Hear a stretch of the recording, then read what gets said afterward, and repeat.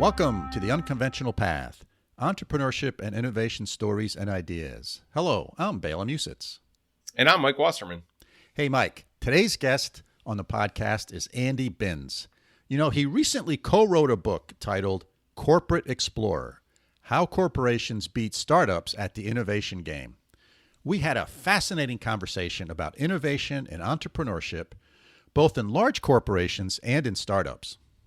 Bela, you know, this is a topic that you and I love talking about, and we both taught about this and experienced it as in our startups and our corporate careers.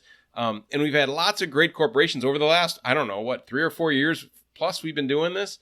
More than that, like six years. But it's been a long time, Bela, right? Yes. And we've had lots of great conversations about this stuff, about what leads to success and failure in organizations of all size. Small, big, for-profit, not-for-profit, government. We've talked about it all.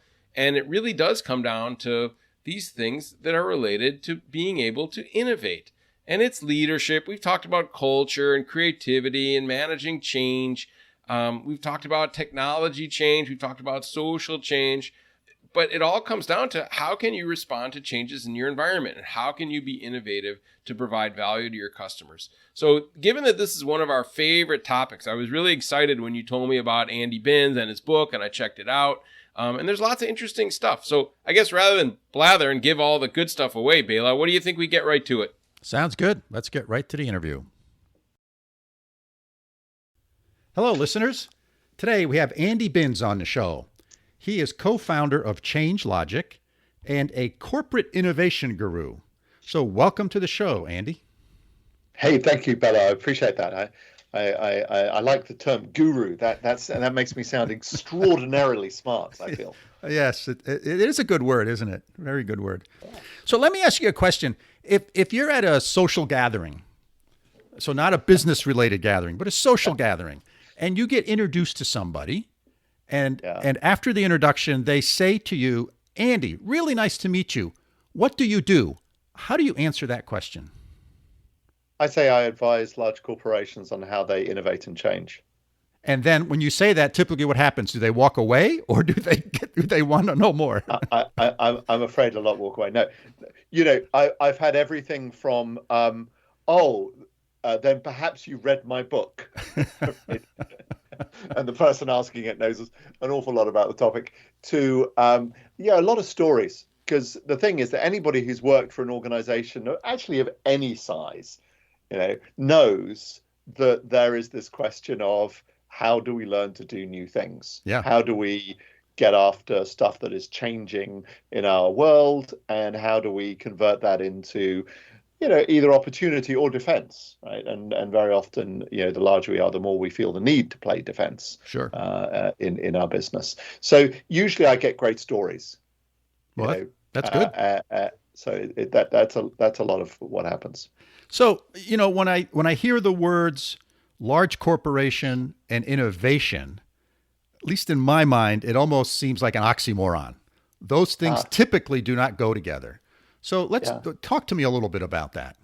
I think that's right. My dad was in the Royal Air Force, and he often used to say that military intelligence is an oxymoron. Yes.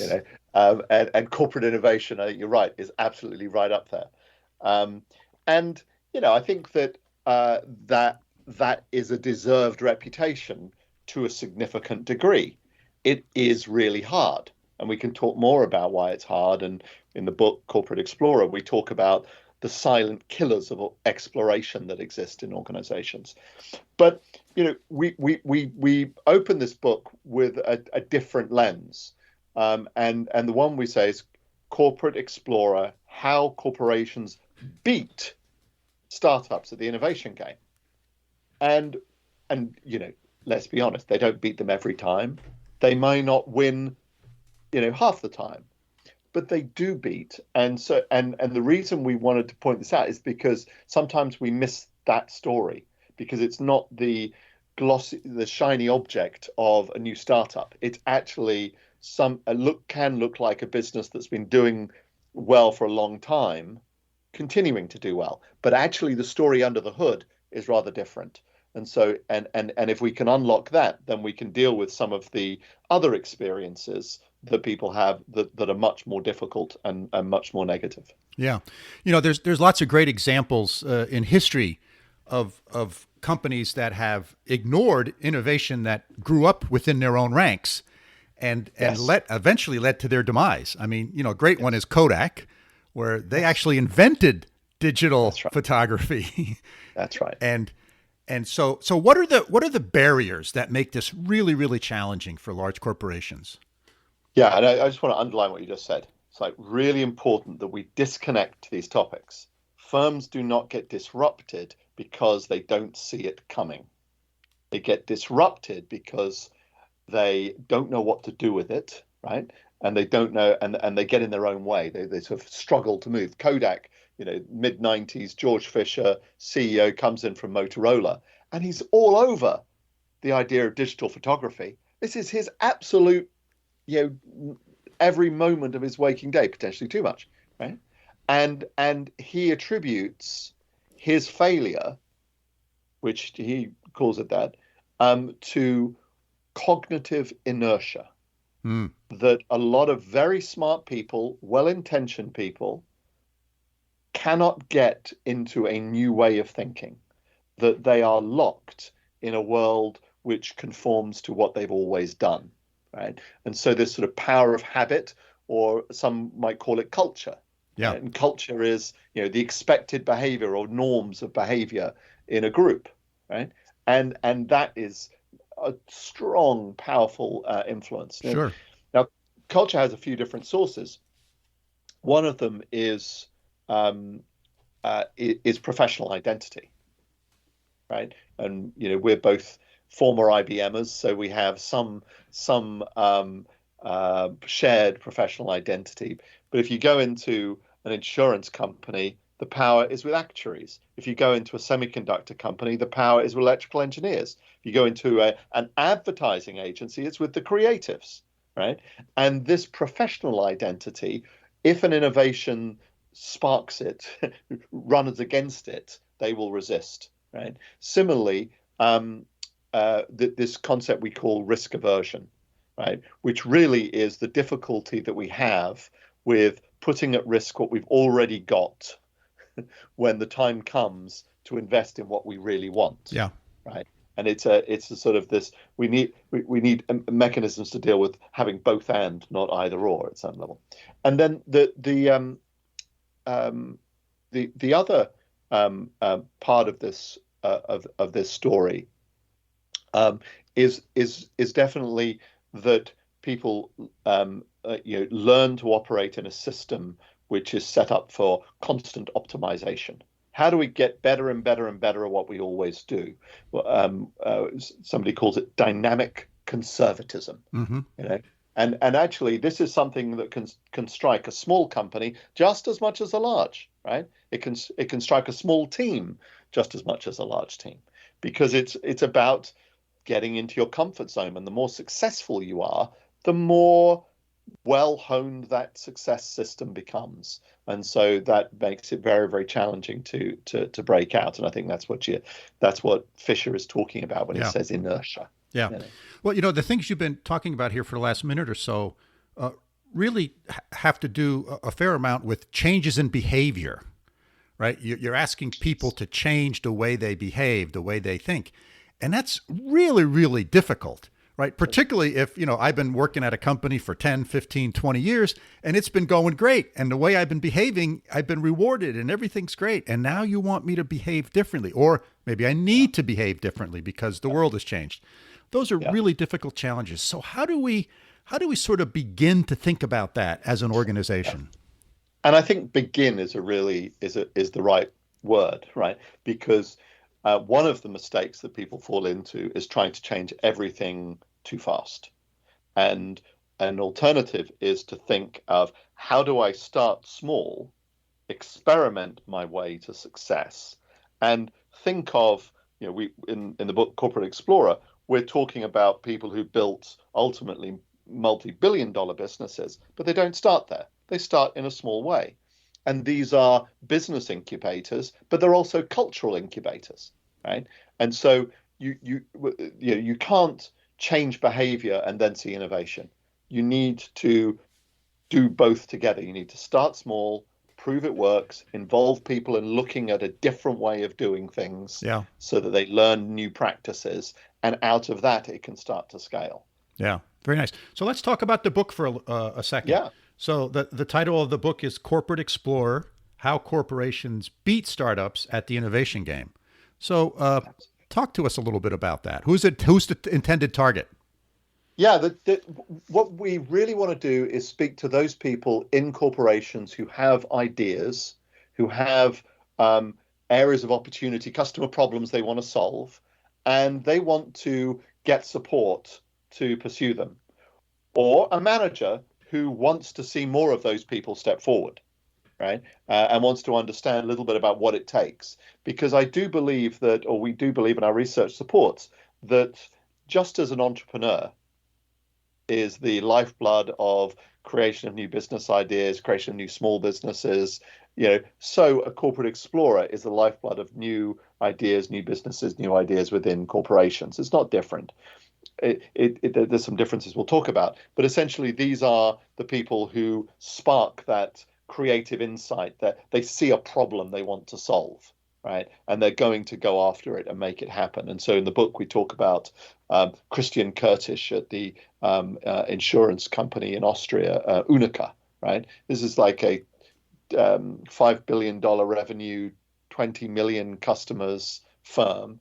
And Christian is a middle manager. Essentially, he's running the Hungary business, which is a sizable business, but it's not, the whole corporation by any means. It's quite small. And he sees an opportunity to advocate for a digital business model that really kind of is incendiary to the way of doing insurance today. And this, incidentally, is in a region with very low penetration of digital insurance products. And, by logic, you would say, well, he should take that idea and go find somebody, a venture capitalist, or maybe a friend with a lot of money to help sponsor him to create this new product.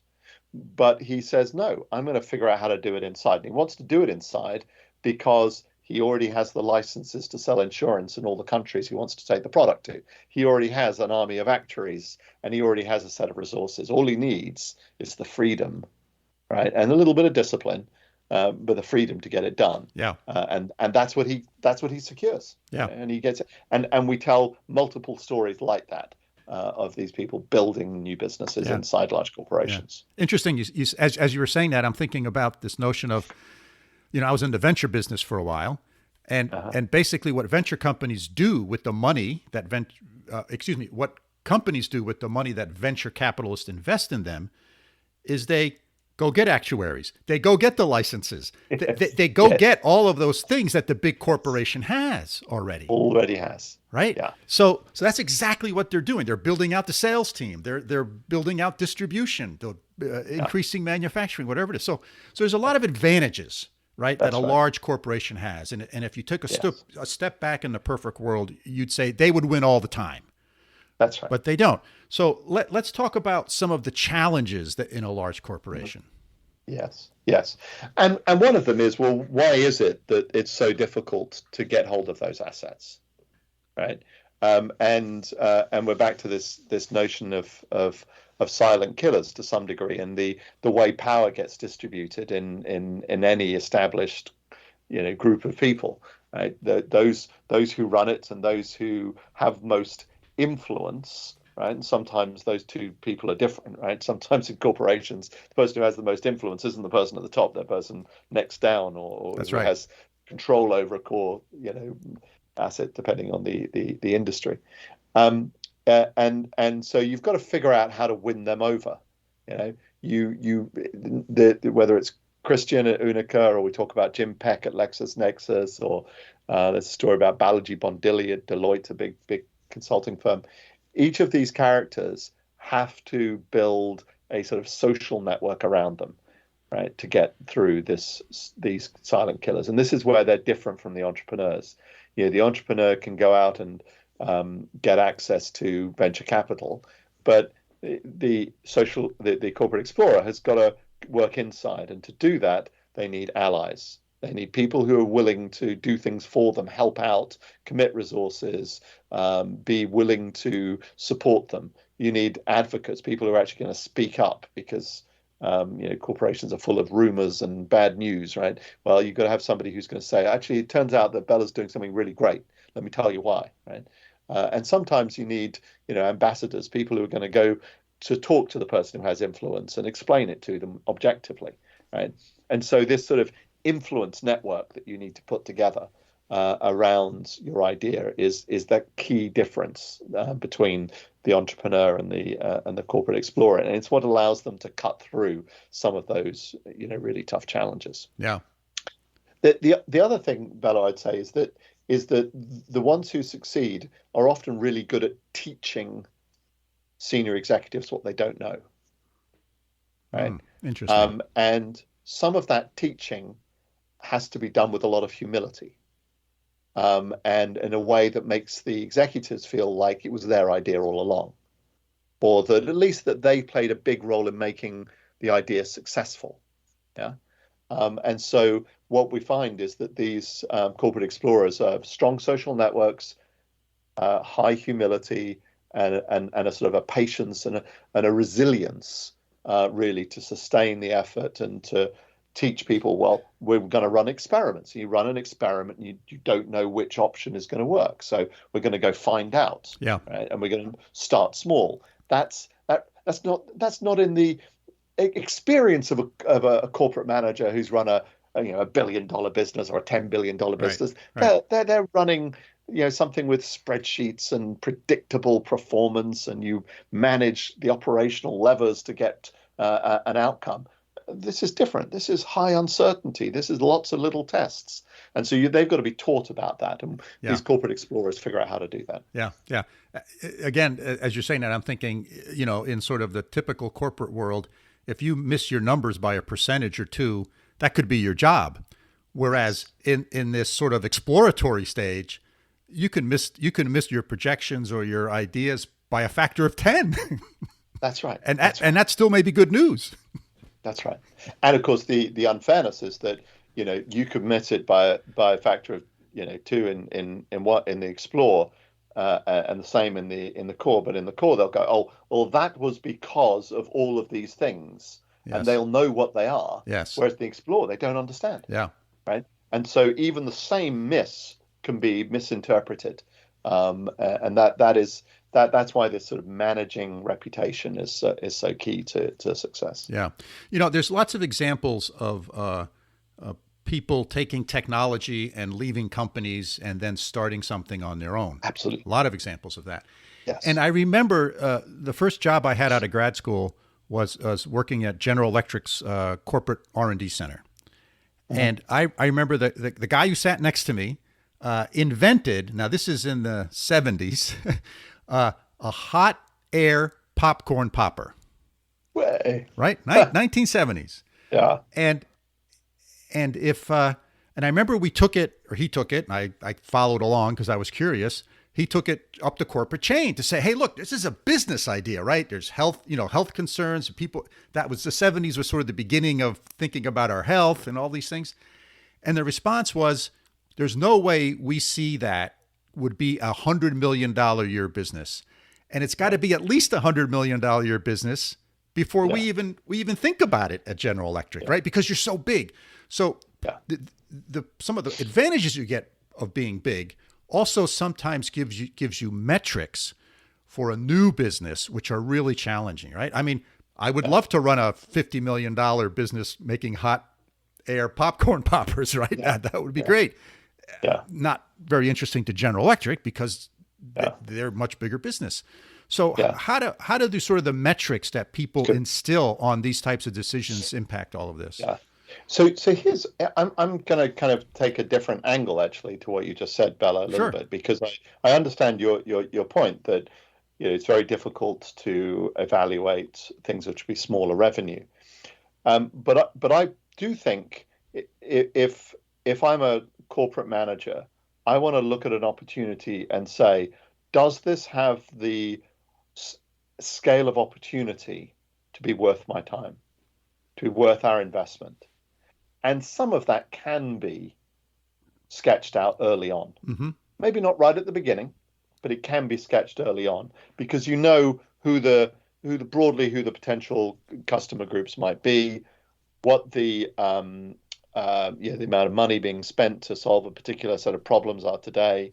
You can have some way of getting a dimension about it, and if you can't see a path, then potentially the uncertainty is too high for a corporation, and it should go into the ecosystem of startups, right? I'm not saying that corporations should do all Sure. of this by any means, So I think corporations actually get themselves into trouble by thinking that they can be like a Silicon Valley startup, that they can have lots of ideas and that some of them will turn into great ideas.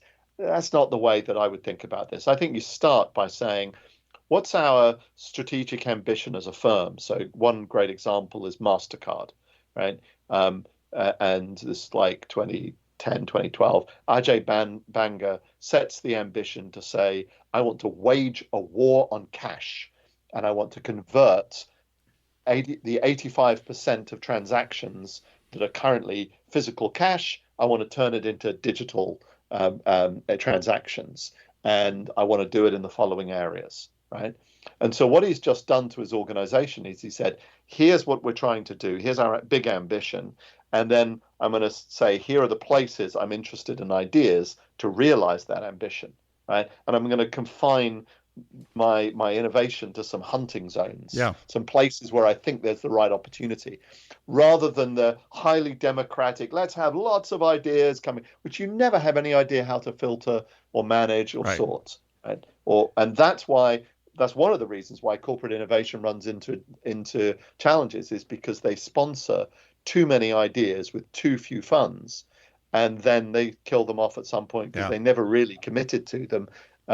As opposed to, let's be more deliberate, selective, systematic. Still look for ideas, but in more focused ways, so that we know that this is something we're going to back. Yeah. That sounds really good. So what you're doing is you're setting up boundary conditions, clear boundary conditions, so people understand what the rules are, so to speak, and probably a set of guidelines for rules of engagement, and sort of how things will be evaluated, and then. And I mean, I've always viewed that that's management's primary job, right? Is to tell people where we're going, right?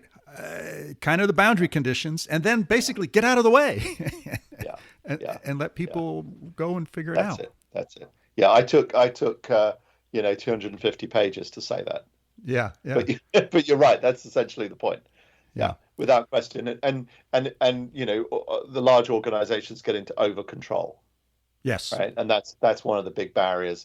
This Operationalization, this trying to eliminate risk, eliminate variation, and really, some of this works within the core business as well, but certainly in the Explore, set the boundary conditions, say what sorts of problems you want to solve, and then have diversity of thinking, have diversity of action.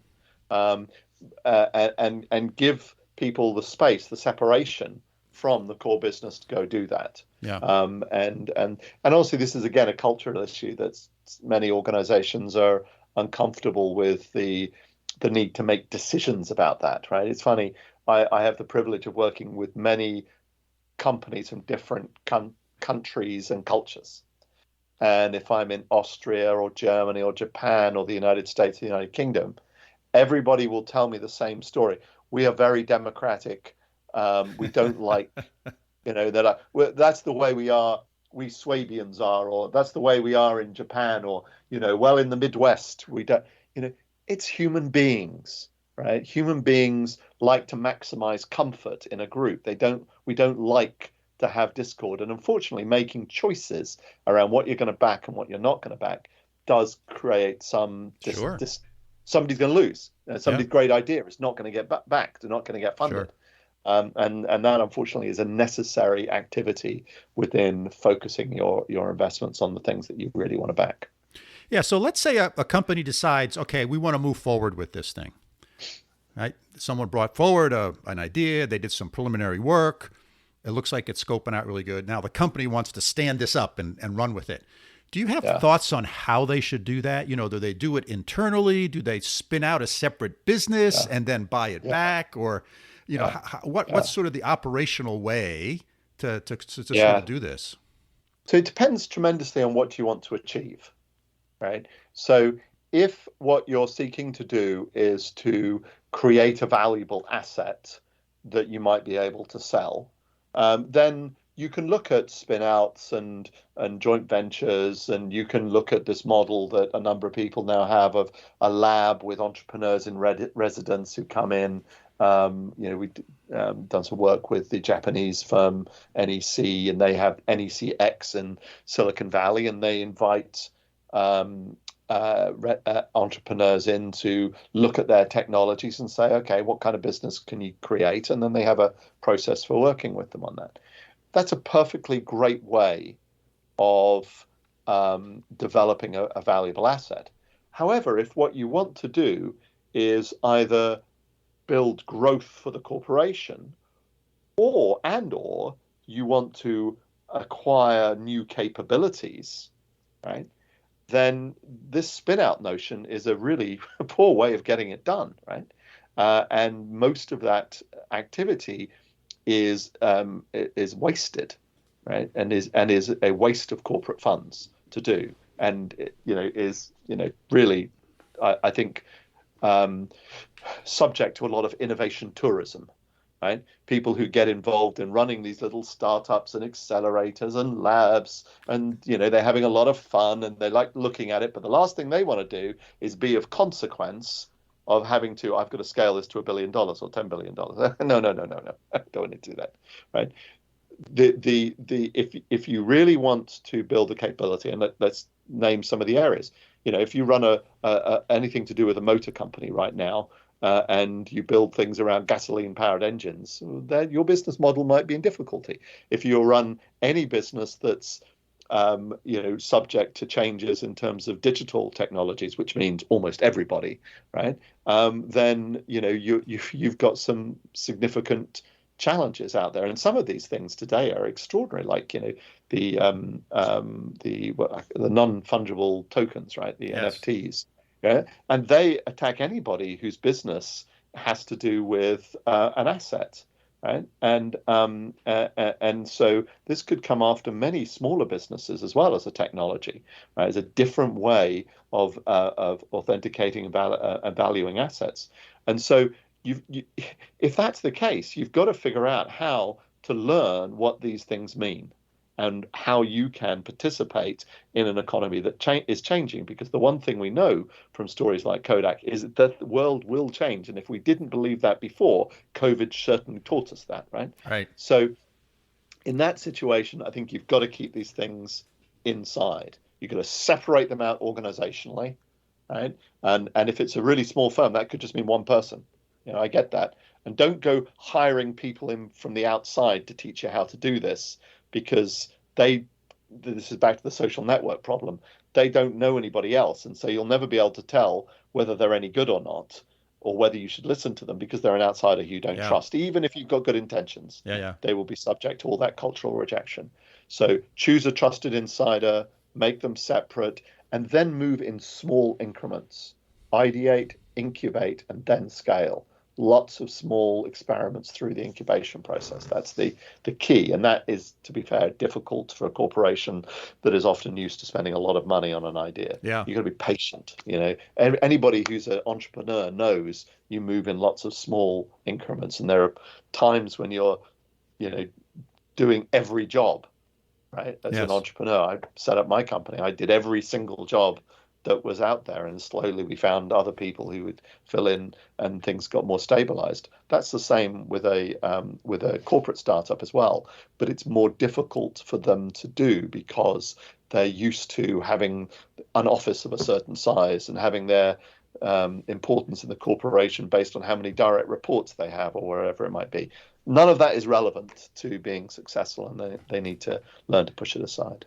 Yeah. So, one of the things that I think is sometimes a challenge, and I'd like you to address this a little bit, is, if I start Bela's widget company, I can put a product out with my name on it, and If it's successful, it's great. If it's not successful, it has no real ramifications. Yeah. Whereas if we put a large company's name, a brand name on it, right, all of a sudden, well, we can't do that. And they want to have, I can remember when I was at IBM, there were three-ring binders of documents and processes you had to go through before you could put the IBM logo on something, on a product, right? Yeah. So how do companies deal with that, right? Because they're very worried that they don't want to put something out in the marketplace. That's right. And it doesn't work. Yeah, absolutely. And this is part of this whole push towards removing variation and ensuring quality. Yeah. So how do you do the innovation and the iteration, I should say, absolutely testing and as a part of that commitment to doing experimentation, you've got to accept that some of the standard rules of how you operate the business no longer apply, right? And that you're going to have to make a deliberate decision to give relief on some rules, but not all, because some rules are there, to keep you out of prison, and so on. And so you're going to keep some of them. But that's also why you move in small experiments, so that any risks that you might encounter, as you describe, are significantly limited. So, test markets that are well selected, customer groups that are well selected, and so on. And sometimes you might figure out, as we've done with one of our clients, to do something white label, right? That you might build the asset, but you might white label the actual product in the end. So there are different ways of doing it. But it's a real challenge, no question. I mean, one of the other ways is that in a number of markets, because of digital technologies primarily, you find that I'm serving a customer who then sells to another customer. Well, the digital means I can just cut out my existing customer, existing buyer, and go directly, and that creates a lot of challenge, right? Because you may still have an existing business, and so on. So, this question of reputation and brand is very challenging. But the other side of it is that brand is what gives you the right to play in new markets. Right? One of the stories we tell in Corporate Explorer is of the semiconductor company Analog Devices here in Massachusetts. And they move into a new market for monitoring industrial machines using their sensor technology, but connecting it to the web with analytics and so on, and then bringing back answers about the condition of the machine so you can intervene before it breaks. And there are lots of people trying to do this, loads and loads of startups, but none of them have a brand that's 60 years old, premised on we never retire a product, we're always reliable. And anybody who knows that reputation, well, this is a different experience. Yes. So the brand thing can play in another way as well. Oh, sure. But you have to move in increments. Yeah. So, one of the things I heard somebody once say, when they were debating whether a company should enter into a new business segment or not, they said, well, I would rather be the one to put our legacy business out of business than to have someone else put our legacy business out of business. Sure. Right? Because it's going to go out of business at some point. Whether we like it or not. So do you want to obsolete your old product, or do you want someone else to obsolete your product? Yeah. I think that's true. And the reality of many markets is that it's sort of a both and, right? Is that, take semiconductor today, any story we had about, well, you need to be working on innovation because your business, your market is moving. Well, that's kind of that they can't make enough wafers right now because the world has such high demand, right? Or at IBM, in the early 2000s, we had this view that the mainframe computer was going away. And we had to invest in a bunch of new areas. That's how I got started on all this, right? Is we'd missed a whole bunch of markets. As you say, people had gone off and started businesses with things they had created at IBM, and IBM just wasn't interested in the market. And IBM was like, what are we going to do? And it turns out we did invest in creating new businesses. Some of them turned into multi-billion-dollar ones. But then the System 390, or the Z series, as it was called at that point, reinvented itself, lasted another decade, and with great margin, right? So the story is always, well, not always, is the story is often both and. Yes. And you've got to learn to do both and. Netflix, I've got to continue to serve those customers who are buying my CDs by mail, and I'm going to move to streaming, right? Yes. This both and is really the story. And it requires from anybody managing it a comfort with complexity, a comfort with paradox sometimes, Yeah. to manage their way through it. Yeah. So I want to talk about culture a little bit more, Yeah. and I want to talk a little bit about sort of the generation that's coming up, the ones that are getting out of school now. They're starting to look for jobs, and sort of their expectations, the types of things that they are looking for, I think is drastically different than what I was looking for in the early 70s when I graduated from college. Yes. So how does this play into this whole innovation spectrum? Totally. Yeah, there's that, and there's also this whole what they call it, the resignation, the great resignation, the great as well. resignation. Yeah. I if I'm running a corporation today, I want to think about a wholly different way of setting up how I get things done. Stop trying to have monoliths. Start having much more smaller, more speedboat type organizations, highly empowered to get things done. And I'm going to want to bring in some of the practices that work for the digital natives.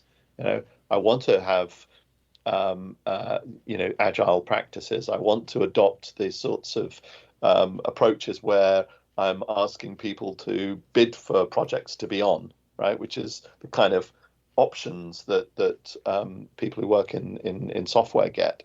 I want them to have that sense of optionality and engagement with their futures, because that's what they're looking for. And I think the other thing that I'm going to want to do is make sure that a good proportion of my investments go with a social and sustainability purpose. I want to be active in how I'm going to leverage my startups towards something that's more than profit. Because again, I think that's key, certainly for that generation coming out of university. But I suspect it's also true for those who are in the Great Resignation, who are more in our age group or younger even. And they also are looking for purpose. They're looking for something where they can express their entrepreneurial ambitions. That's something that a corporation should be able to meet as well. Yeah. Well, it's clear that those factors are, as time marches on, will be increasing in importance, not decreasing. So embrace it, right? Yes, exactly. Now's the time to move. It's a bit like the innovation story. Now's the time to move, not when you've got a crisis and you're really struggling. There's plenty of evidence that larger corporations are struggling on hiring. Actually, this is one of the stories in our book is about in Corporate Explorer is about the Corporate Explorer Balaji Bondili at Deloitte. And he observes that he's been a consultant for many years. He gets involved in the Asian tsunami relief effort 10, 15 years ago. And it's done by crowdsource. And he participates, everybody pooling their expertise into support the relief effort. And years later, he's burned out with consulting, and he says, well, how can we reinvent it? And how can we solve this problem that Deloitte has that nobody with the digital skills wants to come work for us? And he creates this crowd platform so they can bring talent from outside to serve their customers in their consulting business. And of course, it goes crazy during the pandemic. Right? So it scales like nuts, right? And those kinds of models. How do you bring some of that way of doing work into a corporation? Is the sort of stuff we need to play with. Yeah. Hey, Andy, this has been fascinating. We've been chatting here for over 35 minutes. I want to wrap this up shortly. So is there anything that I didn't ask you that I should have, or is there anything else you want to share? I think that the one thing I'd say is that, coming back to your first question about, who do we write this for? This book is about inspiring people to step up and be corporate explorers. When I look at the people in our book, they aren't given the responsibility, they take it. Right? Yes. That's a really marked point about the people who win in these stories. They take this responsibility and they build the support around them. It's not something you're assigned to do. And so, yes, it's a tough thing to do. And I know I'm challenging many people who have led a corporate innovation life and it didn't work out for them.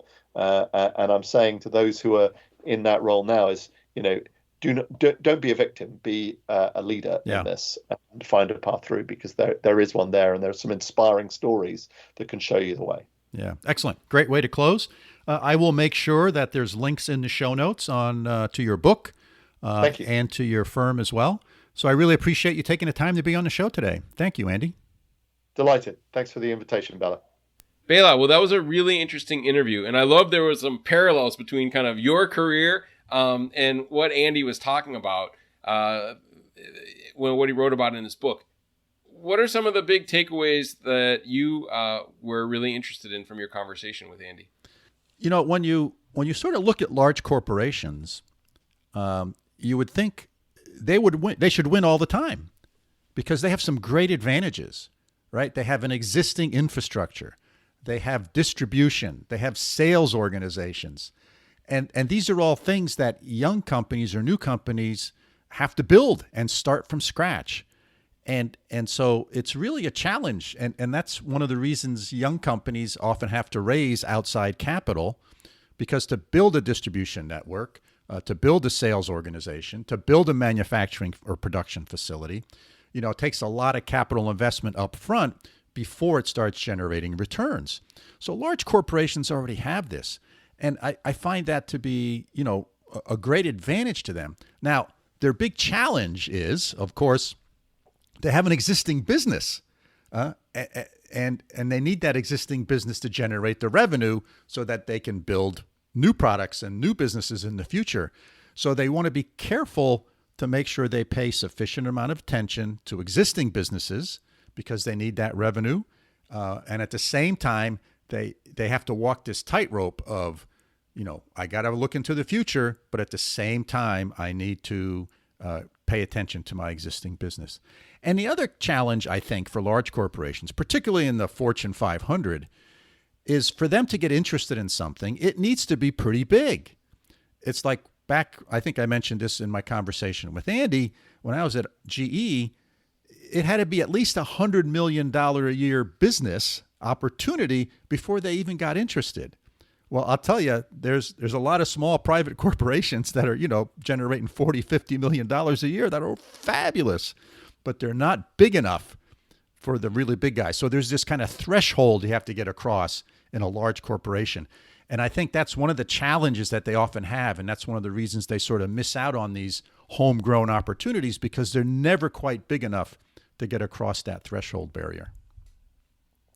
Yeah, I agree. And it was really cool the way Andy framed it and the way you kind of jumped in with some of the examples that you had in your career, which is neat. I also liked how he talked about the importance of culture and in overcoming these cognitive biases or these blinders that people have that inhibit people's willingness to change their thinking and to change their behavior. And you two kind of talked about that a little bit. But we've talked to a lot of different people about organizational culture. How important is culture? What did you take away from talking with Andy, and kind of what's your own experiences with the importance of culture to innovate? Yeah, I think, one of the most important things from my perspective is how are people treated after they try something new that doesn't work out? So in most corporations, you get rewarded for success. So incremental innovation, incremental progress has a high probability of success because it's a small step you're taking. Whereas if you're trying to take a big step or, branch out into a new business, that's high risk. I mean, look, even the best venture companies, somewhere to a third to half of the businesses that they fund go out of business, right? Mm-hmm. Those are the really good venture firms.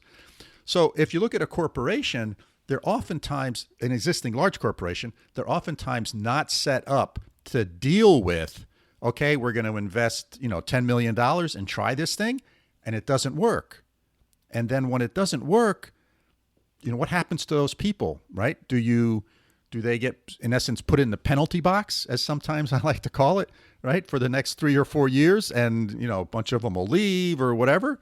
Or do you say, okay, that's a success. What did we learn? What can we apply from this experience so that the next time we do something, we can build on this and make this a learning process? And that's what the entrepreneurship community does. They stumble and fail a lot, but at the same time, they learn from that. And then they build on those experiences. And I think that's one area that sort of corporations really have not done very well at.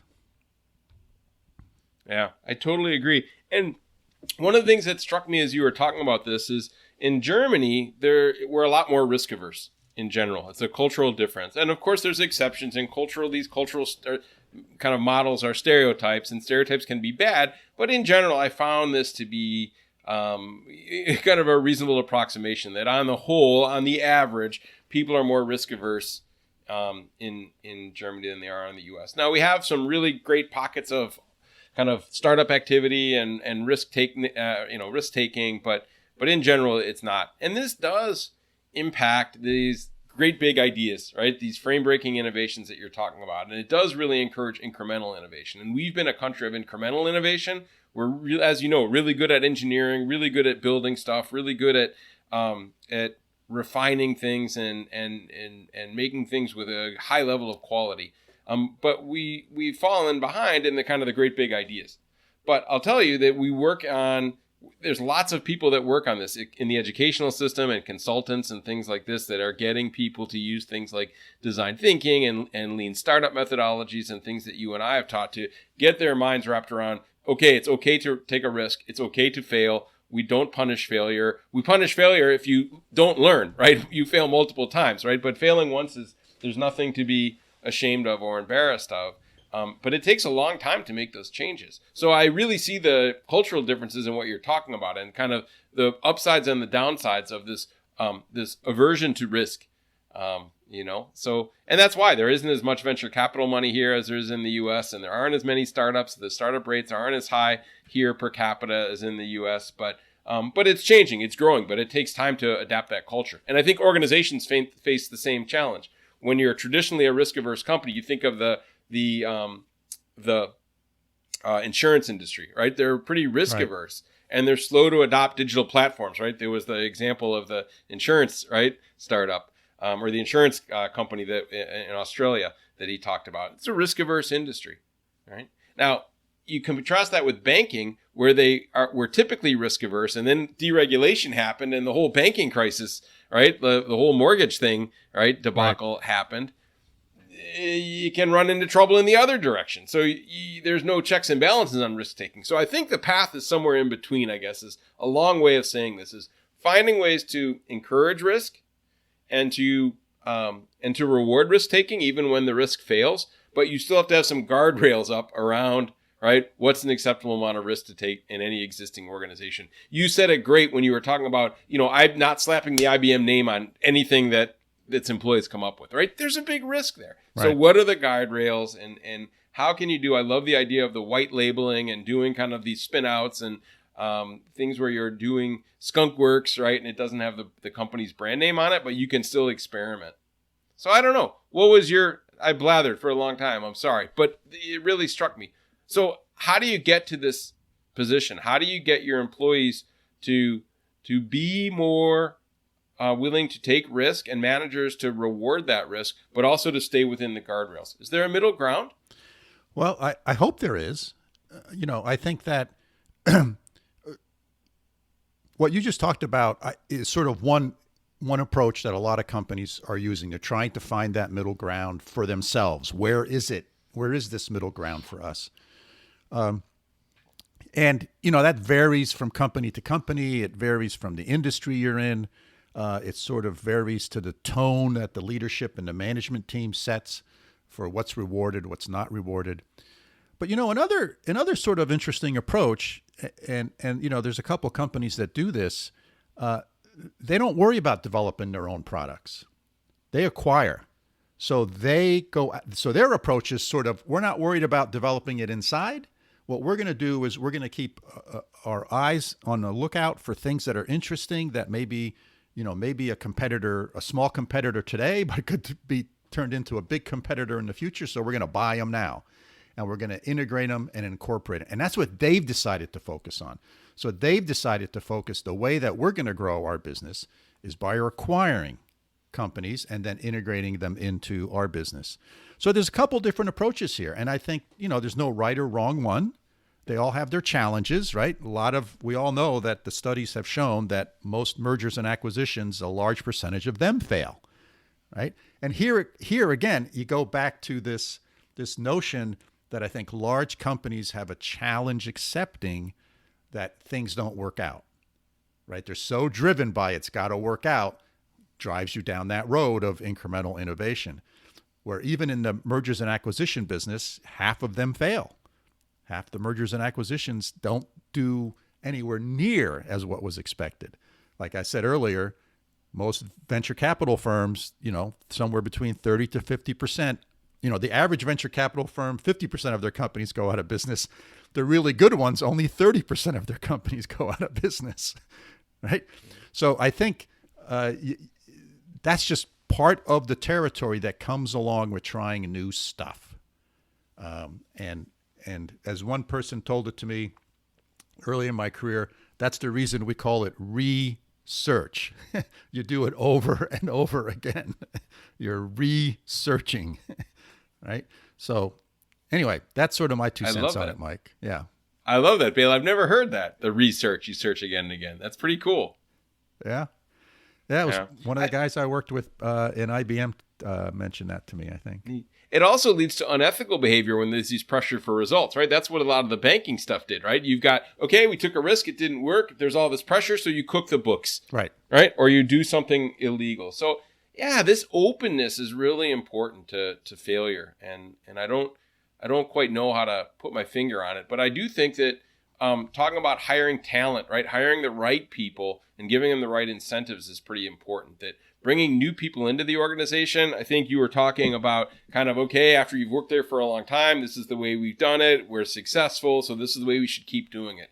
And that infusion of new ideas, I think, is important every so often for a company. It helps people realize how to change, that they need to change, and then get them to do things. And I love the methodology that Andy gave about how to work with somebody. He was using it in terms of an executive, but I think it works at any level. It works with me with high school students and college students, right? That you've got to teach with humility, right? And then run things like experiments. And I love his description of how to that's just a nice change management 101 kind of thing. It's just be humble and let people think it's their idea, right? And run with it. And you don't have to, in the beginning, make people put a lot of skin in the game and take a lot of risk if you can frame it as a short-term experiment, right? And see if it works and let them see the results for themselves. And then they'll be more willing to commit, right? And make some change. Right.